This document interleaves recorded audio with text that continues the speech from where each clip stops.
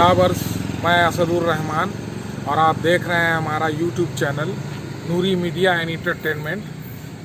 कल से बीसीसीएल समेत पूरे कोल इंडिया में कॉमर्शियल माइनिंग को लेकर के एक स्ट्राइक होने जा रहा है। आज यहाँ मौजूद है कोयला भवन के हेडक्वार्टर, बीसीसीएल के हेडक्वार्टर कोयला भवन में, और हमने जो बीसीसीएल के जो चेयरमैन का मैनेजिंग डायरेक्टर हैं उनसे बात की है इस सिलसिले में। आइए जान कॉमर्शियल माइनिंग को लेकर के कोल इंडस्ट्री में सबको, स्पेशली कोल इंडिया लिमिटेड में सर स्ट्राइक का ये किया गया है, अपील किया गया है विद डिफरेंट ट्रेड यूनियंस के जरिए। Sir, you are the chairman of the Bharat coking coal limited, one of the important subsidiary of BCCL.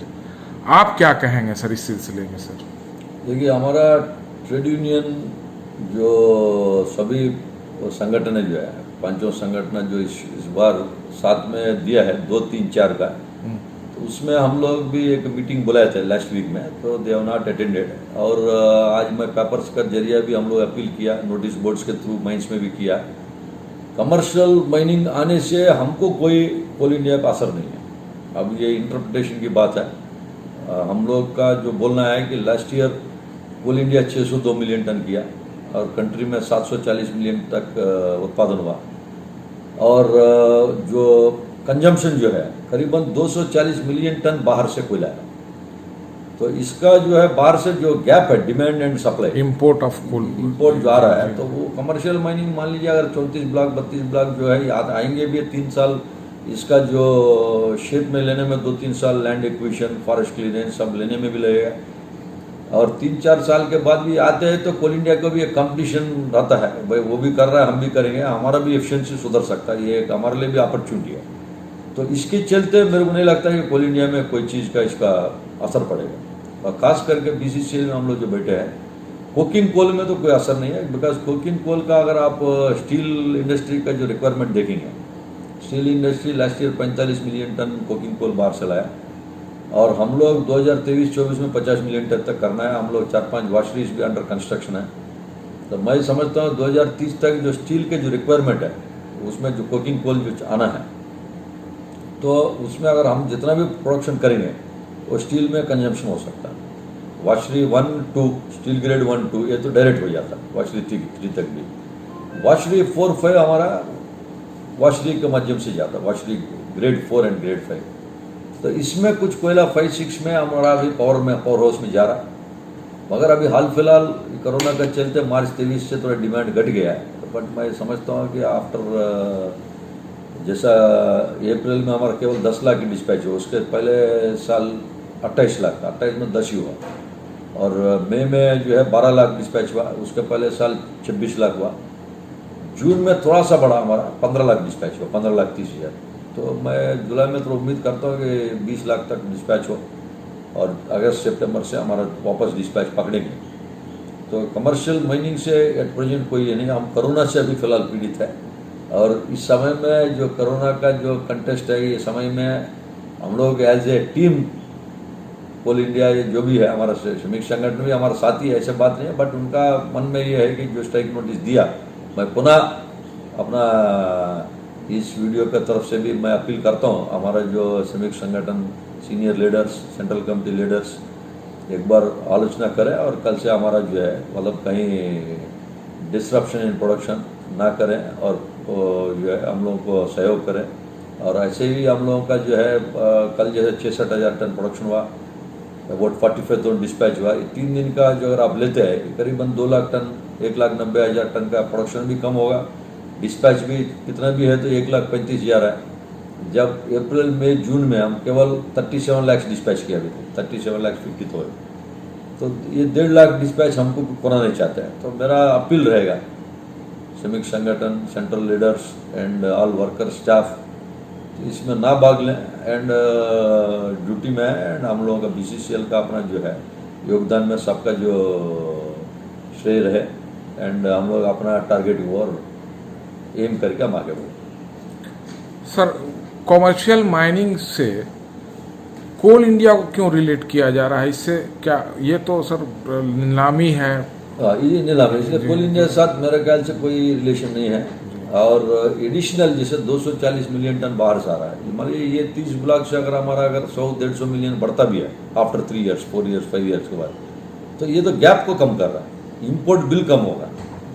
And coal India में भी आने से हम लोगों को भी कंपटीशन रहेगा, तो इसमें कहीं कोल इंडिया पे कोई असर नहीं है। लेकिन सर कोयला तो जो खरीदार हैं सर, जो आपके जो ये हैं उपभोक्ता है, वो तो लिमिटेड है सर, उन तो उसको नहीं वो लिमिटेड है ना, 240 टन तो मिलियन टन तो बाहर चला रहा। तो ये अगर कमर्शियल माइनिंग से 150 मिलियन बढ़े, कोल इंडिया का भी प्रोडक्शन बढ़ेगा तो डिमांड भी बढ़ रहा है। तो ओवरऑल अगर आप वैसे देखेंगे तो किसी को कोई नुकसान नहीं है। कोल इंडिया का अपना बिजनेस अपने पास है, कंट्री का डिमांड बढ़ रहा है, इसलिए कमर्शियल माइंस आने से भी कोई नुकसान नहीं। अदर सेक्टर को सर कोयला का जरूरत है, जैसे जरूरत है, जैसा पावर प्लांट है डिस्ट्रिक्ट में, पंजाब में है, तमिलनाडु में है, इस टाइप का सबके लिए तो कोयला चाहिए। जो बाहर से भी आ रहा है तो वो कोयला बंद करके इस इंटरनल खोल ले सर। ये जो मंथ है सर, जुलाई अगस्त सितंबर, ये मॉनसून पीरियड की शुरुआत का हो जाता है, तो माइनिंग के लिए टफ मंथ कहा जाता है मानसून, उसके लिए प्रिपरेशन किया जाता है, पहले से तैयारी की जाती है। प्रिपरेशन हमारा पूरा फुल है, केवल अब रैक सप्लाई हमको चाहिए। अगर अब अभी इस समय में 22-23 रैक आएगा पर डे, तो हम लोग निश्चित रूप से 27-28 लाख पर मंथ डिस्पैच करेंगे मिनिमम। तो अभी रैक नहीं मिलने से हम लोग थोड़ा सा, जैसा अभी अप्रैल में 10 लाख किया डिस्पैच, मई में 12 हुआ, जून में बढ़ के 15.5 लाख, 15,30,000 हुआ। मैं उम्मीद करता हूँ कम से कम जुलाई में अगर 20 लाख तक हो। अभी फिलहाल अप्रैल मई में एंटायर कंट्री में इलेक्ट्रिसिटी भी डिमांड नहीं है, वो भी 20-22% माइनस में चल रहा है। हम लोग तो डिस्पैच में -51% चल रहा है बीसी से। तो अगर डिस्पैच में रैक से ही मिलेंगे, हमारा कोयला मैक्सिमम स्टॉक से यार्ड्स में भी है, तो सरफेस टू सरफेस है। जो आप बोल रहे हैं बारिश में अगर नीचे से प्रोडक्शन करके करने में थोड़ा जरूर प्रॉब्लम है। अभी 3.3 मिलियन जो कोयला 33 लाख, इससे आराम से 1-1.5 महीना हमारा ऐसे ही चलेगा। तो हमारा जो हिसाब है कि जैसा बारिश होते भी रहेंगे तो स्टॉक में भी अच्छी खासा कोयला है, तो फिजिकली फील्ड से भी आ सकता है। प्लस ये कॉम्बिनेशन में 3 महीना हम लोग बरसात का सीजन पार कर सकते हैं। Sir recently we have observed world environment day, तो कोल ये बीसीसीएल ने सर इस पर एनवायरनमेंट फ्रेंडली माइनिंग हो, इस पर सर क्या? देखिए इसमें हम लोग भी हमारा जो डिफरेंट पॉलिसीज है, जैसा कंप्लाइंस कंडीशन से कंसेंट टू ऑपरेट वगैरह जीपीसीबी से भी जो झारखंड पोल्यूशन कंट्रोल मिलता है, तो उसको हम पालन करेंगे। और कुछ हम लोग CQQMS कंटिन्यूस ऑनलाइन मॉनिटरिंग दिसंबर तक हमारा टारगेट है उसको लगाने के लिए। और PM10 एनालाइजर 40 नंबर्स अभी टेंडर किया है, अभी L1 भी आया है, उसका अभी टेक्निकल स्क्रूटनी चल रहा है। तो हम समझते हैं कि हमारा जो ये इंस्ट्रूमेंटेशन भी करेंगे। अभी चंद्रा बांजोरा हमारा साइडिंग में जो है, तो एक ग्रीन कर्टेन भी लगा है, ये पहली बार ग्रीन कर्टेन लगा है। और भी साइडिंग्स वगैरह में भी काम करेंगे।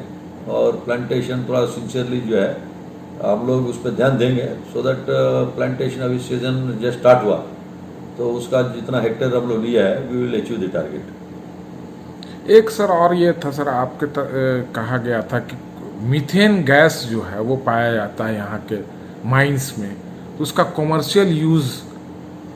देखिए मीथेन गैस के कोल माइन मीथेन का एक हम लोग अभी डाला है टेंडर, अभी टेंडरिंग स्टेज में है। 4-5 महीने में जब टेंडर गिरेंगे उसके बाद हम लोग will be in a position to tell.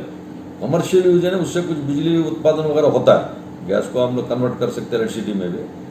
तो ये टेंडर के रिजल्ट के बाद ही हम बता पाएंगे। प्लस जब एक्चुअल ड्रिलिंग करेंगे होल, हम लोग मुनिडी माइंस में कर रहा है, तो कितना गैस हमको मिलेंगे कंटिन्यूस ऑनलाइन, वो गैस मिलना है और उसको क्वांटिटी उसके ऊपर आएगा। तो क्वांटिटी यदि सफिशिएंट है तो कमर्शियली वाइबल भी रहेगा। जो प्रोजेक्ट में हम लोग टेंडर कर रहे हैं, टेंडर भी हमारा जो प्रॉफिटेबल रहेगा। तो but it depends gas content उस होल में कितना रहेगा, डिफरेंट होल्स मारेंगे वहाँ पर जो है वो पूरा स्कीम का है, तो we will be implementing very soon. Sir एक आखिरी सवाल है कि जो 3 दिनों का जो हड़ताल होने जा रहा है, उससे बीसीसीएल के सेहत को कितना असर पड़ेगा सर? देखिए इसमें 3 दिन में हमने जो बोला क्वांटिटी अगर लेंगे तो ऑलमोस्ट 1,90,000 टन कोयला हो गया जी। डिस्पैच भी 1,00,000-1.5 लाख का आसपास जो जाएगा।